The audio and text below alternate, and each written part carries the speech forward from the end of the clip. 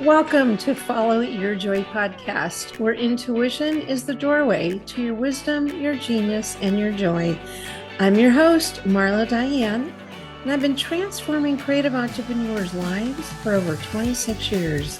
Through 2 businesses as a success coach and a business strategist, and prior to that, an entertainment publicist and a talent manager for 2 decades. It's time to make joy your inner GPS for life and business decisions rather than lean on your logic and reason first. You'll not only be following what is most authentic to you and for you, but you will live the beautiful life that's meant just for you. You'll come to learn that following your joy is a life and a business strategy. Listen in for inspiring entrepreneurial stories and solocasts that illuminate how by trusting your intuition, you'll create a fulfilling result. Want to learn how to access, trust, or up-level your intuition? Join me in the conversation to find out how. Well, hello, creatives. Welcome back. So, if you have a passion for fashion, and learning behind the scenes what it takes to navigate that type of career, or even a fashion boutique, you will love this episode and the wisdom my guest has to share today. I know you've heard of the buzzword zone of genius. It's everywhere, and for good reason. It's a thing, the genius zone. There are worthy benefits for you, the entrepreneur, by working in your genius zone most of the time. I just did a masterclass to help entrepreneurs understand what are the benefits of working in their zone of genius most of the time. If you want the recording, use the link in the show notes to register for the replay. So defining and applying my zone of genius in my business back in 2016, when I was being coached, was a big game changer for me in how I worked, leveraged, and remained in my creative and joy zones more often. It was the first time someone gave me permission to do what I loved and brought me the most joy in my daily work rather than kind of, resist and hustle and grind and do all those things that were not any fun. It was life-changing, so much that I decided to add it to my coaching content and have seen remarkable results and changes for my clients too.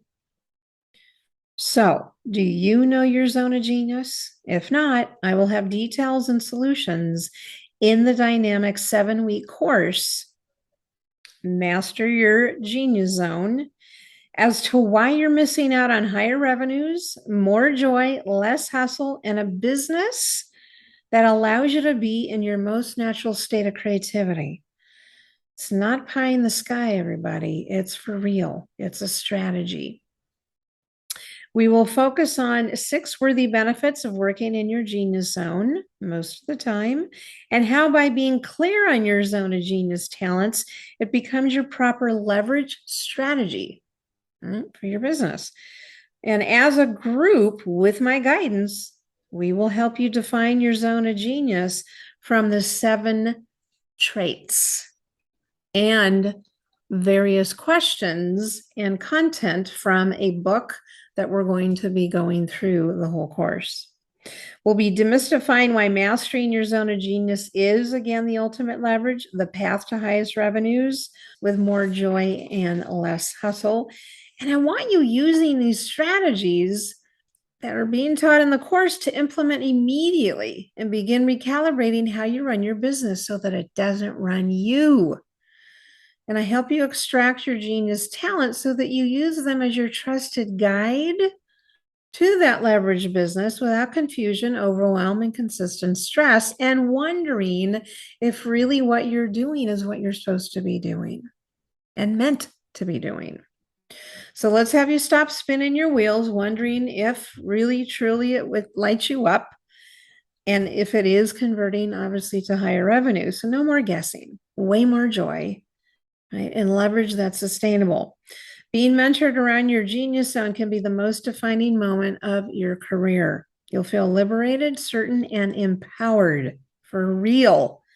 If you already know your genius zone and you're not using it to leverage your business to eliminate the hustle and stress while creating higher, more consistent revenues, this course is for you too. For all the details and registration, use the link in the show notes and follow me on Instagram, Facebook, and LinkedIn for more info. I'll be marketing and promoting and talking about it there too. The course begins October 26th. Please do join us. Let's segue into talking about the Los Angeles fashion industry and how to make that role in that industry happen over 3 decades. So I'm delighted to introduce to you Sheila Speer, owner of Sheila on Sunset, who has decades of wisdom to share.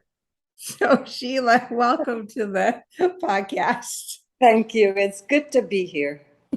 Okay, good. So before I give you a proper introduction, I want to share with everybody how we met. So it was March of 2021, and I was super eager to get out of my house for a weekend, given we'd all just started coming out of 2020 and wanting, right, some freedom and some connection. So I took myself on a weekend rendezvous to the legendary Andaz Hyatt Hotel on Sunset Boulevard in West Hollywood, which, by the way, everybody, has an incredible rock and roll history. And it was the first hotel on Sunset Strip. And the Andaz attracted legendary rockers in the mid-60s. Hyatt eventually bought it out years ago, and it serves as what they call an eclectic gateway to Hollywood, Beverly Hills, and other fashionable neighborhoods. It's really iconic in its own right, and I totally recommend it. A lot of fun, really cool high-rise hotel. So during the 2 days, I took myself one afternoon on a walk down Sunset Boulevard to Sunset Plaza area, where there's trendy shops and restaurants. And I walked by this classy boutique and I decided to kind of meander in. I had no time deadlines. And I went, I'm going to check this place out. And there was Sheila. I was immediately welcomed with a warm and an inviting smile and greeting. And it had this really personalized, great vibe, kind of a warm atmosphere in her boutique. And I could tell by, the caliber of the clothes in there. I went, okay, this is worth checking out. And we began to chat. And I felt very well taken care of by her and heard. And after about a fun hour of chatting and just, walking around and I'm looking at things, I ended up buying this gorgeous green jacket. Gorgeous. Yeah. And Sheila and I made fast friends, and I've been a customer of hers ever since. In fact, and this is a plug for you, my dear, is that in fact, most of the outfits I'm wearing in my brand photos at my website are from Sheila on Sunset. Yay. I know. Amen. It's so much fun shopping for those outfits. So let me do now an official intro for you. So Sheila is the owner and a personal stylist of Sheila on Sunset, formerly named Alley on Sunset, when it was located off the trendy street of Melrose in West Hollywood. So nestled in the historic Sunset Plaza, Sheila on Sunset is a fashion destination for the discerning woman. From casual to cocktail, cotton to cashmere, Sheila will always keep you in style, and I absolutely can attest to that. Sheila's been a pioneering force in the women's fashion since 1985, when she created her first location, as I mentioned. It's Melrose Alley, or is it Alley on Sunset? Well, I mean, Alley on Melrose, sorry. I had Alley named Melrose Alley by the city council. And so it changed from Alley to Melrose Alley. It became Melrose Alley. Lee. Okay, very good. Okay. So it was Alley, it was originally Alley on Melrose, and then it Exactly. was changed to Melrose Alley. Exactly. Gotcha. Okay. So interesting part of her story, which of course you're going to be sharing, but I thought I'd just kind of give a little intro on this. She went to, this is Sheila, you're going to get to know this about her. She went to West Hollywood City Council, as she just mentioned, and she petitioned for them to name it, to name this Melrose Alley. Literally, she had a street name just for, I love that. When she first opened the store, the LA Times wrote, "With no street entrance to the store, shoppers are expected to persevere down the alley off La Cienega and Melrose." She says, "I had always dreamed of creating a destination store. It wasn't about foot traffic for me.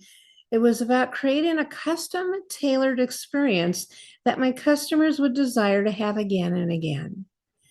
Eventually, 2018, and again, you'll share more in detail, she moved her store from Melrose Alley to Sunset Plaza, and she renamed her brand Sheila on Sunset. So good. Sheila definitely relies on her intuition, and she believes in fate, which you're going to find out with her story, which led her to her first fashion job as an assistant manager that led to manager shortly after all. I believe it was the change in your career to this.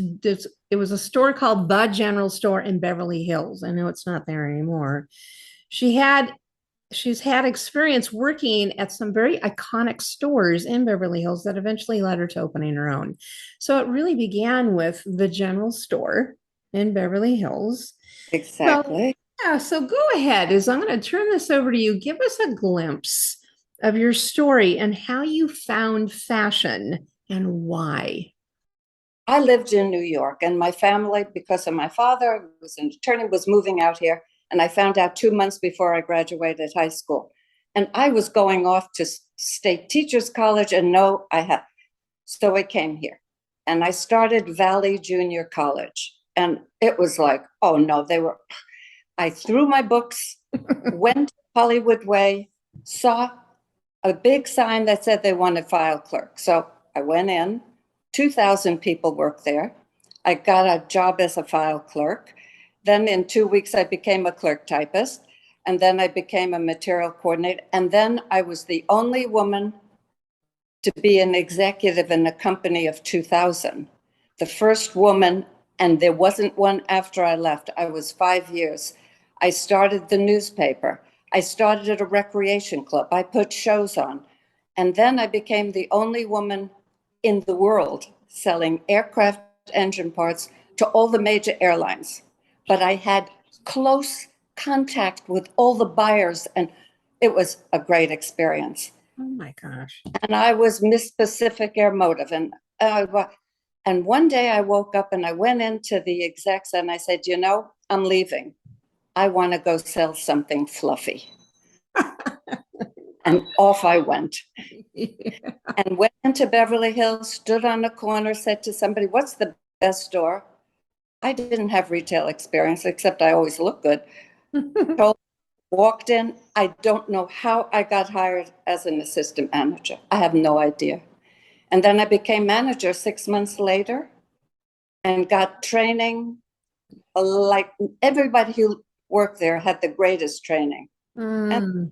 And that's how I got into fashion. Isn't that something? It all had to do with courage and fate and intuition. I mean, I love how you just stop somebody on the street. Like, what's the best story here? And she said, just across the street, catty corner. And that was that. But I think intuition is one of the grandest things. If we just stop and listen Right. to our intuition and don't make a move before you feel something, That's it. it's so important Oh, in all aspects of life. Yeah, you are singing my song. Absolutely. That's why we got along from when you walked in the store. That's right. I love it.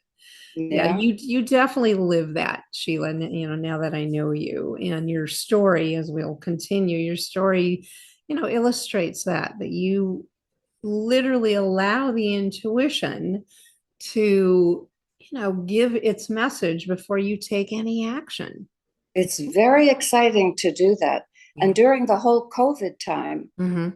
with the store, we had to be, I went ever, I got all dressed, dolled up, went in, said my prayers, and Mm-hmm. walked. Because you just have to keep up this soft part of our nature. And then I knew everything was going to be fine. Mm-hmm. And it is. Wonderful.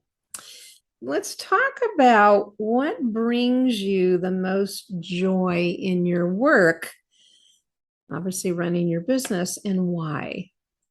There is such an extraordinary joy in when a woman walks in and the feeling I get with if she's timid, how she's feeling, how she looks in the mirror about herself. And then just my intuition is with that woman getting dressed. I find things, most of the time I'll say, no, it's not right. It's that feeling Mhm. because every 5 minutes is a whole different picture.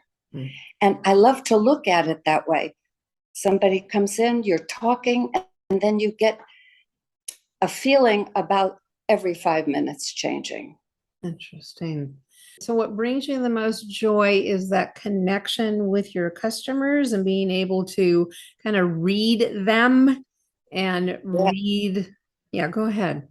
And see them standing in the mirror, looking at themselves. Mm-hmm. And when they don't, when all of us look in the mirror and we don't like something, our body moves entirely differently than when we're just moving and talking.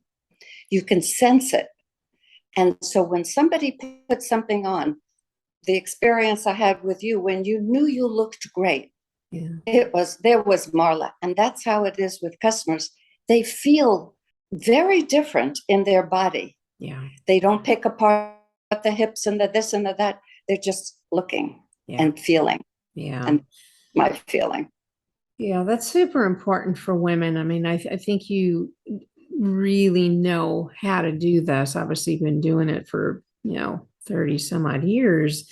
Is that, we, between our hair, our nails, our clothes, we want to feel, confident. We want to feel, good about ourselves. And yeah, just being able to put on a pair of clothes that actually fit well and look well. And that you feel well. And then I feel well in it. I mean, it's really crucial. I mean, and tell me if this is the case, you know, on a daily basis or a weekly basis. And that is and I'm maybe some of you out there share this. I'll be honest with you. You were like a gift from heaven. I don't like clothes shopping. It stresses me out. I'm not great at picking out things. And if I am, I want it done quick and out of there. I'm not Right. a typical woman. And I say this out of pure respect. I wish I had the patience. I'm not a typical woman with patience and excitement to go out shopping. That's just not my thing. I get super impatient with it because it's super stressful, mainly because my body's got is a pain in the tush and trying to get things to look good on it. But also, there's another mainly. It's when you walk into a store Mm-hmm. and you don't get a feeling as though you belong there or that you can Mm, pick your own thing or feel a feeling. yeah. Because most people feel exactly what you said, Marla. And it's the whole idea of, I don't know, just having like acquainting yourself with yourself. And Yeah. so you stayed, you tried, you saw, Well, I'll but tell you, yeah, what really helps though, and this is what you're the queen of, is that the customer service, helping that woman feel taken care of, right? Having that woman, I mean, I love shopping at boutiques. I'll go to a boutique before I go to any large department store, right? For obvious reasons, right? Is you get that undivided attention, you get personalized service, and that's what you're known for. And I think that's what eases the stress, no? Yes, most assuredly. Yeah. And I consider myself in it. I consider how I'm looking at someone and how they're feeling and how the outfit looks. But I'm not looking at myself in the mirror thinking, oh, whatever. You Yeah. know, and a lot of people that sell, if a customer doesn't feel good, they take it on. And so my training managing people is just remove yourself. Just think about that person. And if they act a little nasty, it's not about you. Right. So all of that figures into good feelings. Absolutely. Yeah, good. Woo, this is a good topic because it is definitely something many of us women, and I'm at the head of the line of just having frustration trying Of to course. go shopping and feeling good about it. But that's why, whenever I have a need for, it's time for adding more things to my wardrobe. I mean, you're at the top of my list. I'm like, I want that experience that you just said. I want that experience that someone's going to help me, again, a personal stylist that's going to navigate that for me because I'm not the expert. Right. It's very good to relinquish. Yeah. But it's not easy to Mm-mm. find that feeling. Right. And when I walk into a store, it's like you want to just walk out. First of all, the music is younger than you. And the interesting thing is when I had the other store, I had a men's line and mostly all women's. And men are so different in the mirror than we women. Totally opposite. Yeah, They what do you don't, mean? Uh-huh. they put on pants, Uh-huh. they put on a shirt, they put on a jacket, and this is from when they're born and when we're born. They don't say, oh, my hips, oh, my hair, my this, not at all. It fits, and they look, and they ask, how do I look? Yeah. That's it. I never heard a man tear himself down, Yeah. but it's so in the family, that's how men grew up, and that's how we women looking in the mirror, putting, even for this podcast, I had to put my lipstick on. Yeah. So, Even though nobody can see you, but that's okay. It's you and I. exactly. But I'm being myself. Yeah, But you want to feel good.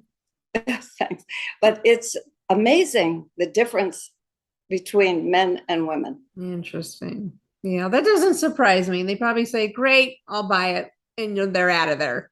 Exactly. Yeah. See, I like love when the that. husbands come in to buy gifts for their women, they just buy it in like two and oh, that looks just like her. And So yeah, anyway, we women are good. yeah. Okay. So I'm curious, how do you find designers and clothing to sell at your boutique? I mean, what's the shopping experience for you? Do you go to New York, Italy, Paris? How do you do that? I used to go to New York all the time before we got hit with 2008 and COVID. But all the designers come out here now. Oh. So you don't almost have to go anywhere. 5 times a year, I go to market, all the different buildings downtown, and you get designers from all over. And what I do, even if it's too small, to this, to that, I try everything on and just slip my arm in and see a feeling. It's all about feeling. That's how I feel about dressing. Like put your arm in a jacket and how does it feel when you go in? So I try every single top on. I don't try bottoms. I'd be nude, 3 hours. But all the tops I try for feeling. So are you okay with naming some of your favorite top brands that you have in your store? Well, okay, yes, absolutely. Elliott Lauren, I had the best show I ever had in July, trunk show. Planet, have the trunk show next week. I have a great line called Ooh La La. Oh, And it's New York, but it's from Paris. I have so many different lines, but Elliot Lauren, Ava Varro, Up from Canada, Planet, mm, on and on. And I added more from Europe because now Europe is doing more, mm, and Israel. mm. Israel has great designers. I've heard that is true. Yeah. Interesting. Is there any, if you will, common thread, pardon the pun, but is there any commonality between all these brands? What is it about them that really fits the Sheila brand?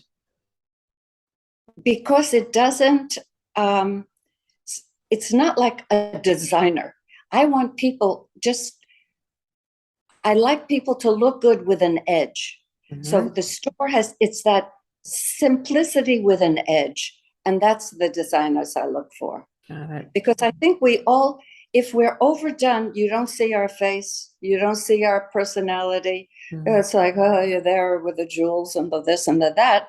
And it's the opposite of how I perceive we women to be. So it all has a slight edge to it. Yeah. And what is it about the slight edge that is, important to you? Why? Well, because I think it lets you have a very simple outfit, but with a top that has, it's like that striped top, that a top that just has, it's a little off. It has a little color where maybe you don't expect color to be. Mm. A bag going across that's not too big. And I don't want to say this, but not a Gucci Poochie Smoochie, just a great bag that has a little edge to it, but doesn't look like, oh, there she is in designer clothes. Hmm. Just so we can put on pants and feel like our bodies look good, Nice. Yeah. and then Mhm. tops and jackets Mhm. with Yeah, a it's almost like a tar. statement. It's almost like what I'm hearing you say is it's almost like just a statement, that edge. Almost an opposite statement, and it is a statement. Hmm. It's like the opposite of when you walk in a room, people see you when you're with an edge of a thing and you walk in and you feel like your clothes aren't wearing you. Because a lot Mm. of people look like their clothes walk in. That's a good way to explain it. It's the truth.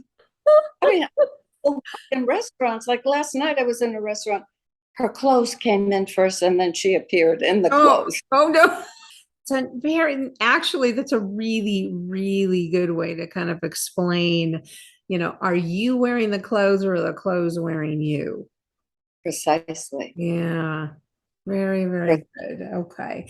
Yeah, and as a customer, I absolutely feel that. I mean, I always know that when I go shopping there, I'm always going to come home, with something that I'm not going to regret buying or that I want to return. I know that I'm going to feel good in it because it feels good on me because I tend to be those types that I don't like to make big statements about what I wear. I like kind of this quiet statement about how I'm wearing what I wear, and I'm probably your ideal or customer profile with something like a little edge, something that's different that you're not going to find anywhere else. Precisely. Yeah. Precisely. Yeah. And when you came in and you put something on, you walked around the store to see how you felt. And Hmm. that is really important. Yeah. Like just to move so you see how a back is feeling or a pant is feeling. And that's how it should be when people come in. And that's why I don't even get a return because of that feeling. That doesn't surprise me. As I said, is you really know your customer and you know what's going to feel good, look good. And it's all really, I mean, it's classy stuff, I believe, at very reasonable, affordable prices. I mean, Yeah. yeah, really classy stuff.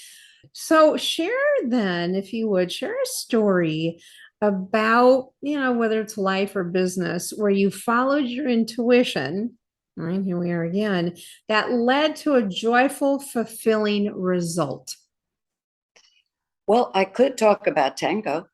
Oh, that's a good one. Let's do that. I could talk Yeah, about that. let's do that. Okay, I was taking ballroom and I've worked out most of my life. Mhm. And I was, in fact, when I was a kid, I was performing on the Brooklyn streets at 5 years old, just doing whatever I was doing. I like it. So I was taking ballroom, and then one day a tango couple performed, and I said to the whole table, I'll see you later. And I started studying a dance that is an extraordinary experience. If anybody listening wants to feel something unique, it's Argentine tango. Mm. I went to Buenos Aires for 2 world champion things. I didn't perform as a champion, Mhm. but I studied now many years, and the way the body works and how you have to not think, but you have to feel. So it's all about how I've always run my life on feeling. And Mm. that's why tango is so good for me. Mm. So Yeah. so it was in that moment. I mean, what was the turning point when you went from ballroom to tango? What was that intuitive hunch that led you there? The two dancers, the Mhm. position that they were dancing, Mm. and you could feel how they were feeling, Mm. and the music is so exciting.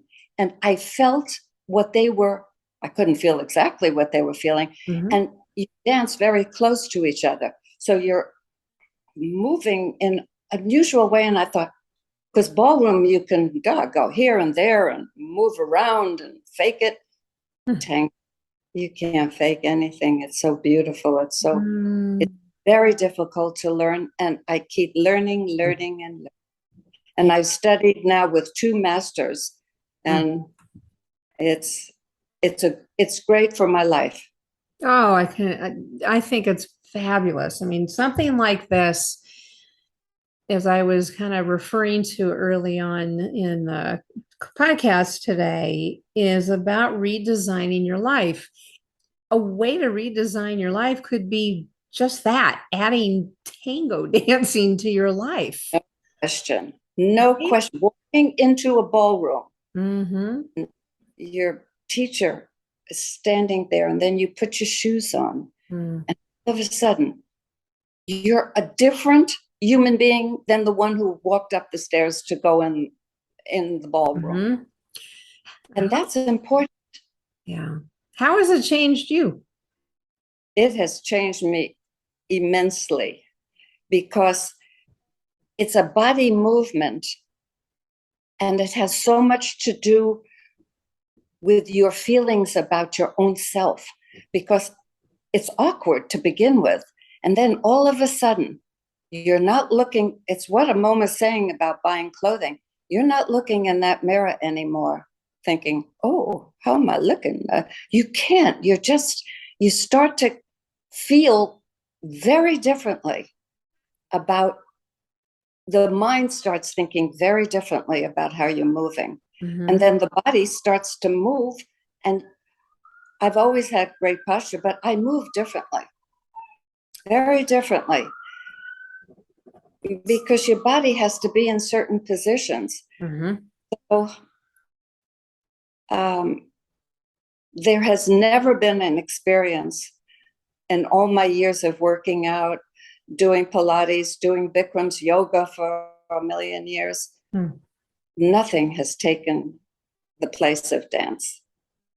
So would you say that it's giving you more confidence, more soul connection? I mean, what would More be soul connection, more soul connection. okay? It's like I grew up with confidence because of how my Sure. family was. Sure. And I was the eldest, and 24 people lived all in Brooklyn, half Romanian, half Russian. Mm. And I was, so I always had confidence in that area.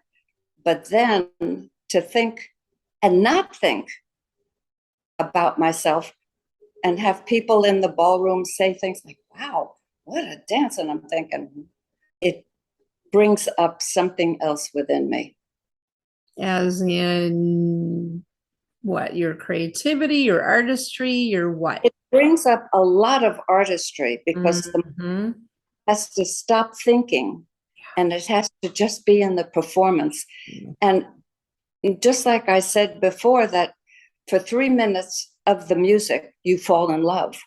So a very interesting two people dancing, and then you fall out of love when you step aside, then you go back into it. If the music and your whole soul starts feeling this gliding time, it's Wow. quite an experience. And now I could easily, we're preparing to do a video, I could easily perform now. Thought to start, but it's the feeling that my mind is not involved anymore. Oh no. Just yeah. so it's the intuition again. Yeah. Well, it's the flow. You're in the flow, you're in the creative flow, you're in the connection with your body, you're in connection with the energy. I mean, it's all encompassing. It sounds wonderful. I think I need to look up in my area where I need to take classes. Indeed. Indeed. There's a lot of classes starting up all over Los Angeles now. And I highly recommend, well, I recommend any kind of dance class. Yeah. Any ballroom class, because there's just like something incredible moving to music. And when you first start, a lot of people are so shy in the ballroom, but it's a great experience. And how long have you been doing tango? I've been tangoing 11 years. 11 years. Okay. Master, and 8 in ballroom. No. Following your joy on that's for sure. Based on your experience, what's a tip and advice that you want to give our listeners or creatives? I just truly think you have to, it's like every morning I sit with my candle. I read from a little book. I say a few prayers. And you really have to think about life in a very interesting way. And it's like everyone was complaining about the heat. Well, why complain about the heat? Just think it's going to be cool next week. That feeling, because you get so caught up in the negative part of life. We read the newspapers, what we are going through, what we've gone through, but just hold on, because it changes. And it doesn't always change for the best, but it changes delightfully so. Yeah. So we're talking positive thinking and catching yourself not only when you're not in it to be able to shift it, but to start your day with it. Exactly. Yeah. Beautiful. Just sitting in the morning and taking time with yourself. Good. Yeah. Amen to that. That's sacred time. Super important in the morning, everybody. Yeah. Ooh, super important. All right. So where can people get in touch with you? What are some of the places they can find you? Well, you can certainly find me at Sheila on Sunset. I just got the awning with my name on it, and I deserve it with my name on it. And the telephone number is 310-652-6844. And the address is 8647 Sunset Boulevard. And it's in that great Sunset Plaza, all owned by one family for 100 years. And they're an incredible family, the Montgomerys. Please come, and you could go on to the website, Sheila on Sunset, and I'm there. I love it. And Instagram and Facebook? Oh, yeah. And I'm on Facebook. I'm on Instagram. Okay, good. And you could sit down and have a drink and have a water, a tequila, whatever you want. Come sit on the couch and join me. I love it.